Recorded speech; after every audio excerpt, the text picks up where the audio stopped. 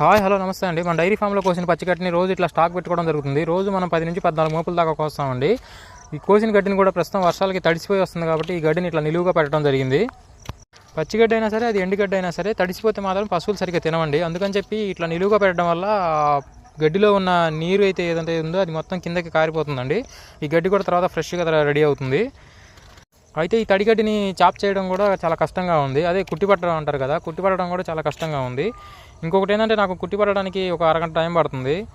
గడ్డిని chop కట్టర్తో cut చేసి వేయడం వల్ల వేస్టేజ్ ఎక్కువ పోదంటారు. కానీ ఇప్పుడు నేను తక్కువ గడ్డి వేస్తున్నాను కాబట్టి శుభ్రంగా తినేస్తున్నాయి. ఏదైనా చెత్త చెదర మిగిలితే నేను ఒక 5 నిమిషాల్లో క్లీన్ చేసుకోగలుగుతున్నాను. సో చాప్ చేసి పెట్టడం వల్ల నాకు అరగంట టైం పడుతుంది. ఇట్లా డైరెక్ట్గా వేసేసి మిగిలిన చెత్త చెదరం తీసేయడానికి నాకు 10 నిమిషాల టైం పడుతుంది. సో నాకు ఇట్లా సింపుల్గా ఉందని చెప్పి వాటిని చాప్ చేయకుండా డైరెక్ట్గా అయితే వేస్తున్నాను. గడ్డి తక్కువగా వేస్తే శుభ్రంగానే తింటాయి. మరీ ఎక్కువైపోతే తిన్నంత తిని మిగిలిన తొక్కేసి వాటి మీద పేడేస్తూ ఉంటాయి. అది మొత్తం క్లీన్ చేయడానికి మనకు సాగుకు వస్తుంది. సో నేను